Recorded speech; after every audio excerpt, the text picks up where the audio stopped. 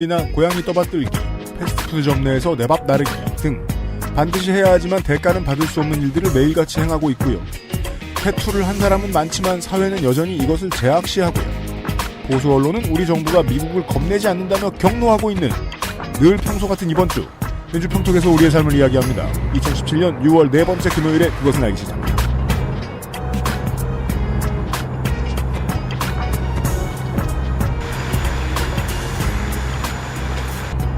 민주주의 수복 30주년의 한 달이 벌써 거의 다가고 있군요.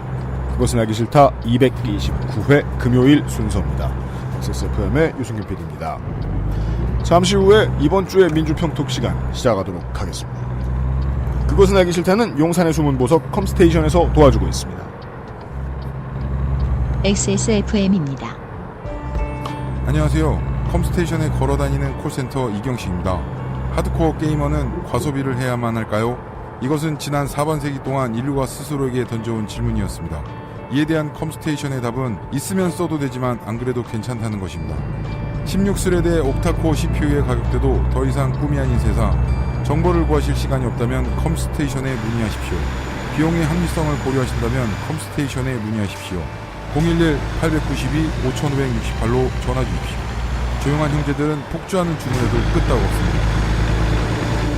컴스테이션은 조용한 형제들과 함께합니다.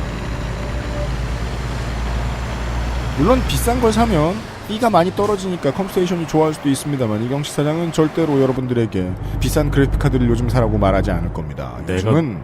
내가 너무 사고 싶다 그러다 말리시잖아요. 그렇죠. 당신이 진짜 원하는 건 그게 아니라고 얘기를 해주죠. 가끔은 의사 같아요. 네. 예, 내 몸의 소리와 대화를 하시는 것 같아요. 민주평톡 시간입니다.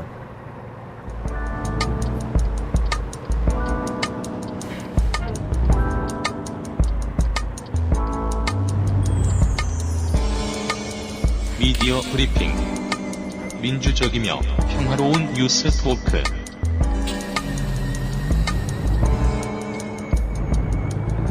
오늘은 한 명이 더 앉아 있습니다. 그것이 기껏해야 윤세민 기자이지만 말입니다. 네, 안녕하십니까. 윤세민입니다.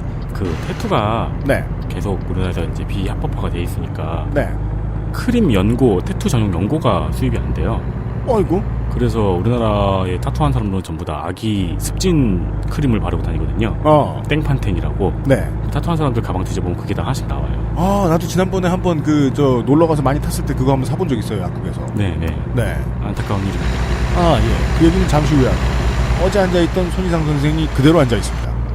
네, 안녕하세요. XSFM의 거목 손희상입니다. 그렇습니다.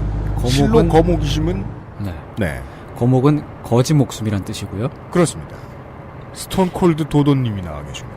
네, 안녕하세요. 오랜만입니다. 네, 오랜만입니다. 잠시 후에 뵙죠. 첫 번째 이야기는 윤세민 기자가 준비했습니다. 6월 20일 사설입니다. 네. 중앙일보의 남정호의 시시각각이라는 사설 코너가 있더라고요. 네. 이분은 국제부 기자 출신이신 것 같더라고요. 국내파 문 대통령의 외교 비책이라는 사설이 나왔습니다. 네. 사설은 제가 읽어보도록 하죠. 원래 그냥 짧게 하려고 그랬는데 아예 그냥 민주평톡에 넣어버렸습니다. 제가 이제 그 기사를 윤세민 기자가 찝어주는데 보는 순간 감동했거든요. 첫 번째 키워드. 미국 여행.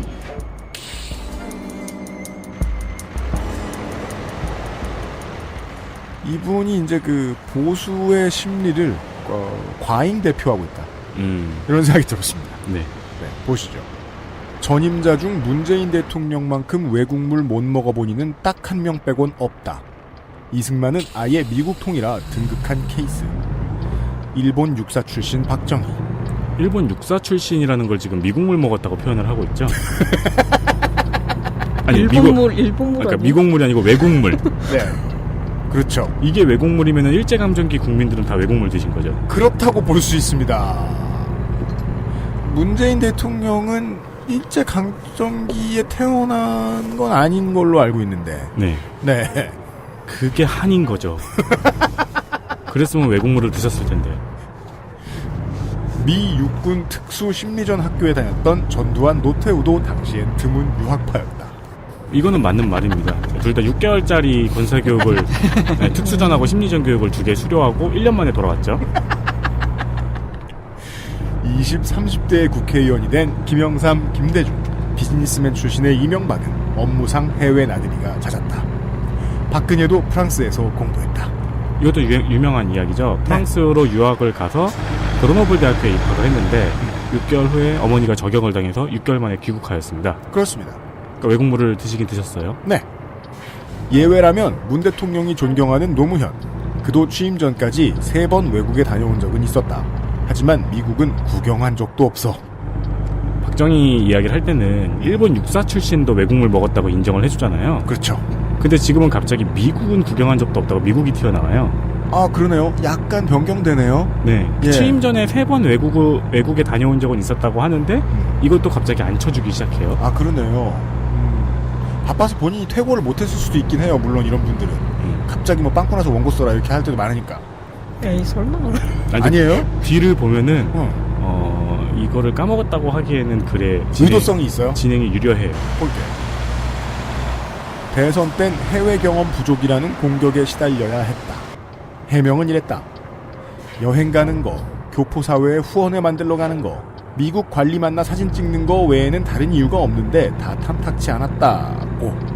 저기 저 하나 물어보고 싶은데 이게 지금 지면에 나온 정식 기사를 칼럼이죠. 공식 칼럼이에요? 네. 말이 안 되는데. 왜요? 얘는 교열 기자를 쓰거든요. 네. 벌써 맞춤법이 안 맞는데. 여행 가는 거라고 쓰면 안 되죠. 이건 발언을 그대로 옮긴 거니까요. 직접 인용이니까. 고. 독특한 설명. 특히 미 관리들과의 사진 운운한 게 꼬투리가 돼 그는 큰 홍역을 치러야 했다. 그럼 문 대통령은 어떤가? 노무현의 영향 때문인지 2012년 정치 입문 후 그해 일본에 하루 들르고 지난해 네팔과 부탄에 간 게 전부로 돼 있다. 이게 왜 노무현의 영향 때문이죠? 자, 어렵습니다. 슬슬. 그리고 네팔과 부탄에 간 게 노무현의 영향인지 일본에 하루 들른 게 노무현의 영향인지 알 수가 없어요, 아직까지. 남정호 씨가 하고 싶었던 말은 이거죠. 미국에 못 가봤다. 네. 인 것 같아요. 네. 예. 자, 다이나믹하게 변하는 것 같은데요. 최측근 외교 참모도 미국행은 한 번도 없었다고 한다. 기회는 있었지만 번번이 좌절됐다는 거다. 하나, 미 대사관 얘기는 다르다. 뉴욕에서 유학한 아들 졸업식 때 잠깐 갔다는 거다. 최종 확인차 청와대에 물어보니 참여정부 때는 없었지만 앞뒤로 간 적은 있다는 대답이다.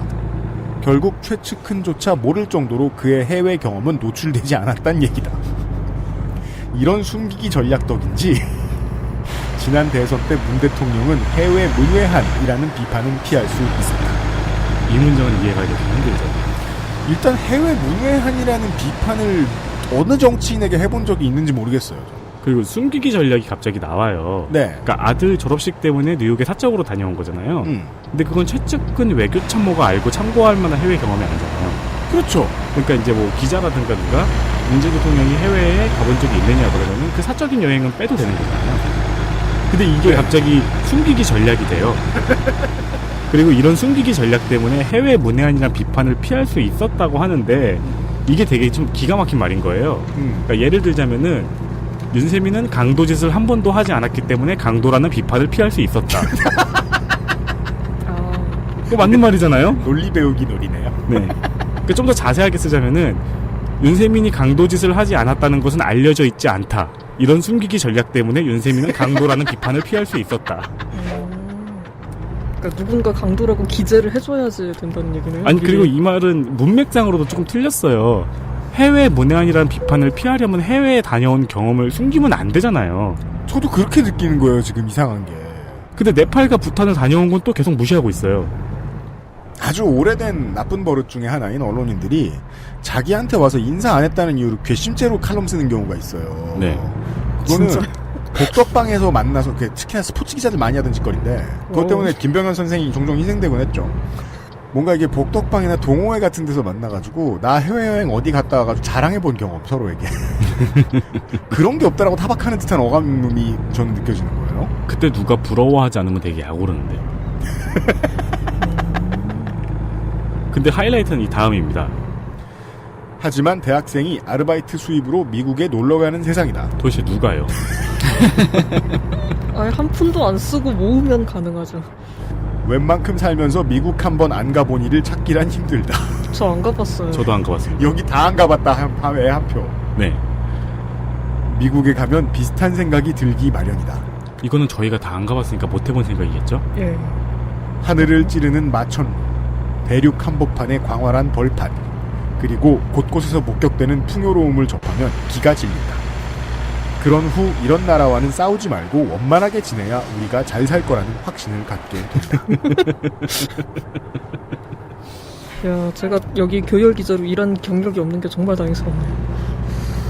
아니, 살면서 미국에 한 번도 안 가본 사람을 찾기가 힘든지는 모르겠어요. 일단 저희 지금 사무실에는 찾기 힘든 사람만 모여 있습니다. 근데 그 미국에 다녀온 사람이 고작 느껴야 되는 게 이런 나라와는 싸우지 말고 원만히 잘 지내야 한다는 생각을 하고 돌아와야 한다는 거예요. 그 뭘 본 걸까요? UFC? 그렇겠죠. 아니면은 이렇게 덩치 좋은 사람들만 모여 있는 데를 갔다 왔나? 아니 무슨 뭐 로키 산맥을 보고서 뭐 산이